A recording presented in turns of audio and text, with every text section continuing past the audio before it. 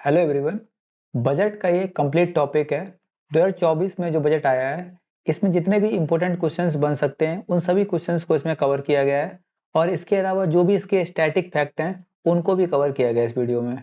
ठीक है, तो स्टार्ट करते हैं हम लोग। पहला क्वेश्चन है, केंद्रीय बजट संसद में किसके द्वारा पेश किया जाता है? देखिए, केंद्रीय बजट को पेश करने का जो पावर होती है वो आर्टिकल नंबर 112 के तहत सिर्फ राष्ट्रपति के पास इसकी पावर होती है।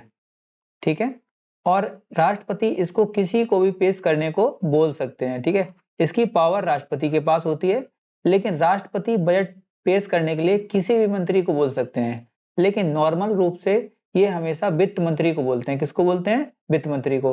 लेकिन पूछेगा किसके द्वारा पेश किया जाता है, तो राष्ट्रपति के द्वारा पेश नहीं होता, वित्त मंत्री द्वारा पेश किया जाता है। ठीक है, लेकिन इसकी पावर किसके पास होती है? तो राष्ट्रपति के पास इसकी पावर होती है। ठीक है, आप ध्यान रखना इस क्वेश्चन को। ठीक है, और आर्टिकल नंबर 112 में इसका जिक्र किया गया है। ठीक है, इसमें लिखा हुआ है वार्षिक वित्तीय विवरण। सेकंड क्वेश्चन है, वित्त वर्ष 2024-25 का केंद्रीय बजट संसद में किसने पेश किया है? तो ये पेश किया है हमारी जो वित्त मंत्री हैं निर्मला सीतारमण जी। ठीक है, ध्यान रखना इस बार का जो बजट है 31 जनवरी से शुरू हुआ है और 8 अप्रैल तक ये चलेगा, ये वाला जो सत्र है। ठीक है, ध्यान रखेंगे। ठीक है, और निर्मला जी ने ये 6वीं बार किया है और ऐसा करने वाली ये पूर्णकालिक सदस्य के रूप में ये पहली महिला हो जाएंगी। ठीक है, ठीक है, और ये मोदी जी की जो सेकंड टर्म चल रहा है चुनाव का, तो इसके दूसरे कार्यकाल की ये आखिरी बजट होगा। ठीक, निर्मला सीतारमण ने लगातार 6वीं बार केंद्रीय बजट पेश किया है और निर्मला सीतारमण ने अपना पहला बजट 2019 में पेश किया था। मोदी सरकार का 11वां बजट पेश किया है, जब मोदी सरकार का दूसरे कार्यकाल ये आखिरी बजट है। ठीक है, अब देखिए तीसरा नंबर क्वेश्चन है, बहुत इंपॉर्टेंट वीडियो है, अगर आप देख लेंगे कंप्लीट तो आपको पूरा समझ में आ जाएगा।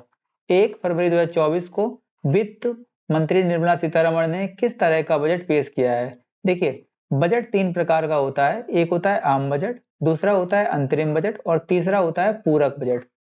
जब सरकार नॉर्मल रूप से पूरे साल के लिए काम करती है तो उसे बोलते हैं आम बजट। ठीक है, यह हर साल का नियमित बजट होता है। ठीक है, सरकार इसमें बड़े फैसले लेती है और पूरी तरह प्लानिंग करती है इसके लिए। ठीक है, और जब अंतरिम बजट जो होता है ये कुछ महीनों के लिए होता है, जैसे सरकार जब बदलती है, यानी कि ऐसा होता है जब चुनाव जिस साल होता है तो उस साल आता है अंतरिम बजट।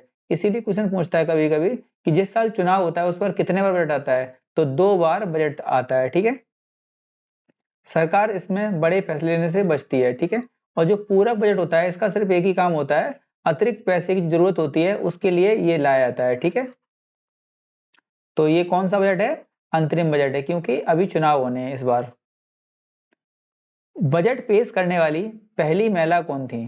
देखिए, जिस समय इंदिरा गांधी 1970 में 1970 में पीएम थी, तो उसी समय निर्मला सीतारमण ने इंदिरा गांधी जी ने उस समय एक बजट पेश किया था। 2 बार हालांकि इन्होंने पेश किया था, तो ये पहली महिला थी जिन्होंने ये पेश किया था। ठीक है, 1970 की बात है जब इन्होंने 2 बार मतलब कि वित्त मंत्रालय का अतिरिक्त प्रभार संभालते हुए बजट पेश किया था। ठीक है, अब देखिए केंद्रीय बजट पेश करने वाली पहली महिला पूर्णकालिक वित्त मंत्री कौन है? पूर्णकालिक पूछा गया है तो निर्मला सीतारमण जी का नाम आ जाएगा। ठीक है, ये पूर्णकालिक वित्त मंत्री हैं, जबकि जो पीएम थी हमारी इंदिरा गांधी, उन्होंने क्या किया था कि अतिरिक्त प्रभार लिया था। ठीक है, क्योंकि वो ऑलरेडी पीएम थी पहले से ही। सर्वाधिक बजट पेश करने वाली महिला वित्त मंत्री कौन बनी है? तो ये बन गई है निर्मला सीतारमण जी। देखिए, इन्होंने 2 बार पेश किया था। ठीक है, जो हमारी इंदिरा गांधी जो पीएम थी इन्होंने 2 बार बजट पेश किया था, जबकि निर्मला सीतारमण ने 6 बार बजट पेश कर दिया है 19 से लेके 24 तक।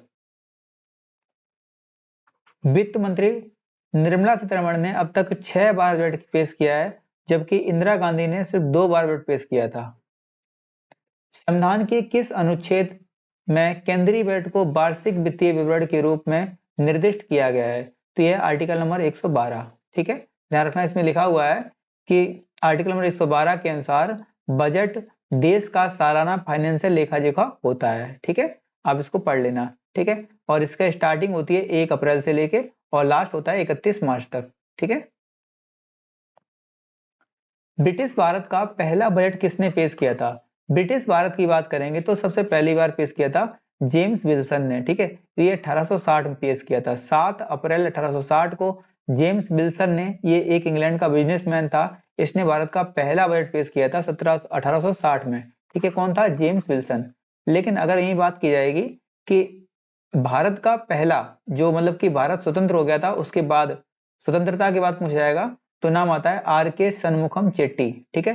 स्वतंत्रता के बाद पूछ रहा है। अगर पूछ लेगा कि गणतंत्रता के बाद, यानी कि हमारा संविधान जब लागू हो जाएगा, ठीक है, गणतंत्र भारत का, तो नाम आएगा जॉन मथाई का, ठीक है, जॉन मथाई का। ब्रिटिश भारत का पहला बजट पेश किया था जेम्स विल्सन ने। स्वतंत्र भारत का पहला बजट किसने पेश किया था? स्वतंत्र भारत की बात कर रहे हैं तो स्वतंत्र भारत का बजट पहला पेश किया था आर के शनमुखम शेट्टी ने। 26 नवंबर 1947 को आर के शनमुखम शेट्टी ने बजट पेश किया था, ठीक है। गणतंत्र भारत का पहला बजट किसने पेश किया था? गणतंत्र भारत के हमने बताया था आपको नाम, जॉन मथाई का, ठीक है, ध्यान रखेंगे इस चीज को। और इन्होंने 28 फरवरी 1950 को जॉन मथाई ने पहला गणतंत्र भारत का बजट पेश किया था, ठीक है। अब देखिए जो बजट में अब तक चेंजमेंट हुए हैं वो क्या क्या हुए हैं। सबसे पहली बात देखिए, 1955 तक बजट केवल अंग्रेजी में छपता था, तो 56 से क्या हुआ, हिंदी में भी छपने लगा। उसके बाद 2016 तक फरवरी के आखिरी दिन तक क्या हुआ कि जो फरवरी का आखिरी दिन था, लास्ट डे, फरवरी का लास्ट डे, उस दिन इस बजट को पेश किया जाता था। लेकिन 17 में क्या हुआ, बजट 1 फरवरी को पेश किया गया, ठीक है, 1 फरवरी को, ठीक है।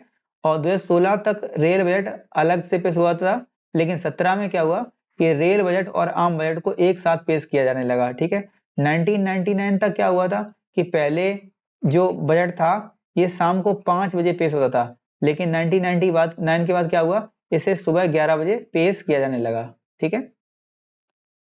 सर्वाधिक बार बजट पेश करने का रिकॉर्ड किसके पास है? तो ये इसका रिकॉर्ड है मोरारजी देसाई के पास, ठीक है, आप ध्यान रखेंगे, इन्होंने 10 बार बजट पेश किया है, सर्वाधिक बार, ठीक है। भारत के 3 प्रधानमंत्री कौन हैं जिन्होंने प्रधानमंत्री रहते हुए बजट पेश किया है? तो ये थे राजीव गांधी, जवाहरलाल नेहरू और इंदिरा गांधी, ये तीनों ही थे, ठीक है, ध्यान रखेंगे इस चीज को, ठीक है। और ये हमारे हो जाएंगे जवाहरलाल नेहरू, इंदिरा गांधी और राजीव गांधी, तीनों ही पीएम थे जिस समय उन्होंने बजट को पेश किया था, ठीक है। ये इनकी छोटे की फोटो देख लीजिए, ये इनके पिताजी हैं, समझ लीजिए इनके पिताजी हैं और इनकी माँ है। तो इस तरीके से इन तीनों लोगों ने ही, तीनों ही पीएम बने और तीनों लोगों ने बजट पेश किया। किस प्रधानमंत्री ने संसद में पहली बार बजट पेश किया था? तो प्रधानमंत्री की बात करेंगे तो ये थे जवाहरलाल नेहरू। लेकिन पूछ लेंगे कौन सी महिला थी, तो ये आ जाएंगी इंदिरा गांधी, ठीक है। और ये 1958 को बिल पेश किया था जवाहरलाल नेहरू ने। संसद में कितनी बार पेपरलेस बजट पेश हो चुका है? ठीक है, तो अभी तक अब 4 बार हो गया है, 21, 22, 23 और 24 में, ठीक है। अब एक बार देख लीजिए डिजिटल इंडिया के बारे में देख लीजिए। देखो 161 साल में पहली बार कागजों में नहीं छपा बजट, ये रिकॉर्ड हो जाता है कब के लिए, 2021 वाले में, ठीक है। और देखिए पहला जो 2015 में पेपरलेस बजट पेश किया था वो कौन सा राज्य था? तो हिमाचल प्रदेश था, ठीक है। ये क्वेश्चन आ चुका है एग्जाम में, आप लोग कर देख लेना, ठीक है। हिमाचल प्रदेश पहला एक ऐसा स्टेट है जिसने पहला पेपरलेस बजट पेश किया था, ठीक है। और इसने जब ये पेश किया था तो उससे 15 करोड़ रुपए बचे थे इसके, ठीक है। तो ये बहुत बड़ी बात थी अपने आप में, ठीक है। और 21 में पेश किया था पहला पेपरलेस बजट, किसने पेश किया था? तो हमारी जो वित्त मंत्री प्रेजेंट टाइम की हैं, निर्मला सीतारमण जी। ये क्वेश्चन बहुत इंपॉर्टेंट है। जय जवान, जय किसान, जय विज्ञान और जय अनुसंधान का नारा किसने दिया था? देखिए ये बहुत इंपॉर्टेंट है। अगर आप देखेंगे, देखिए पहली बार नारा दिया था लाल बहादुर शास्त्री ने, कहा था जय जवान जय किसान, ठीक है। इसके बाद क्या हुआ, अटल जी आए, अटल जी ने क्या कहा, जय जवान जय किसान और जय विज्ञान, ये अटल जी ने कहा। इसके बाद मोदी जी आए, मोदी जी ने क्या कहा, इसे और बढ़ा दिया, जय जवान जय किसान जय विज्ञान, यहां तक तो अटल जी का था, इसका जोड़ दिया जय अनुसंधान, तो ये हो गया मोदी जी का, ठीक है। तो इसमें आंसर क्या हो जाएगा, नरेंद्र मोदी, ठीक है। बजट 2024-25 में कितने रुपए कुल व्यय का अनुमान है, मतलब कितने का टोटल अनुमान है व्यय का? तो 47.66 लाख करोड़ रुपए का। ठीक है, ये वित्त मंत्री ने कहा है कि इतने लाख रुपए का कुल व्यय का अनुमान है। अंतरिम बजट 2024-25 में कितनी महिलाओं को लखपति दीदी बनाने का लक्ष्य बनाया गया है? तो ये है 3 करोड़ का। ठीक है, अभी आगे हम इसको दिखा देंगे आपको। बजट 2024-25 में वंदे भारत कितने नए सामान्य बोगियां का निर्माण किया घोषणा की गई है? तो ये 40,000। ठीक है, 40,000 नई बोगियां बनाई जाएंगी। ठीक है, अब देखिए 2024-25 की कुछ प्रमुख बातें हैं, जैसे निर्मला सीतारमण जी ने ये लगभग 58 मिनट तक भाषण दिया था। ठीक है, जबकि 2020 का इन्हीं का रिकॉर्ड है, सबसे लंबा बजट का भाषण दिया था 2 घंटे और 40 से 42 मिनट के आसपास। 2 घंटे 40 मिनट आप याद रखना। ठीक है, और इन्होंने इसी भाषण में कहा है 2047 तक विकसित भारत का लक्ष्य रखा है। ठीक है, और इस बार जो टोटल व्यय का लक्ष्य रखा है 47.66 लाख रुपए व्यय का लक्ष्य रखा है। ठीक है, और देखिए रक्षा मंत्रालय को 6.2 लाख करोड़ रुपए आवंटित किए गए हैं, और सड़क परिवहन मंत्रालय को किए गए हैं 2.78 लाख करोड़ रुपए, और रेल मंत्रालय को 2.55 लाख करोड़ रुपए। ये 3 मंत्रालय के आप रुपए भी याद रखेंगे। अब देखिए टैक्स स्लैब में कोई खास चेंजमेंट नहीं किया गया है। 0 से 3 लाख रुपए में आपको कोई टैक्स नहीं देना है, 3 से 6 में आपको 5%, 6 से 9 में 10%, 9 से 12 में 15%, और 12 से 15 इनकम है तो 20% टैक्स देना पड़ेगा, 15 लाख के एबव है तो 30% टैक्स आपको देना पड़ेगा।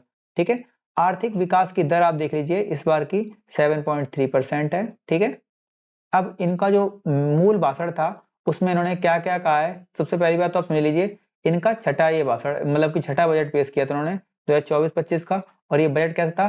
तो अंतरिम बजट था।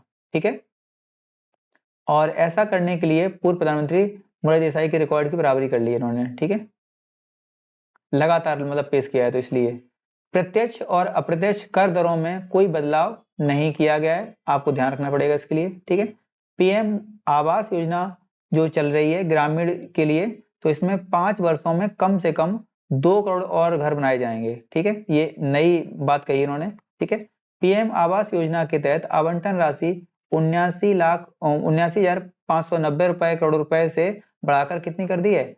80,671 रुपए करोड़ कर दी गई है। ठीक है, किराए के मकानों में रहने वाले मध्यम वर्ग को अपना मकान खरीदने या बनाने में मदद करने की योजना आएगी इसी में।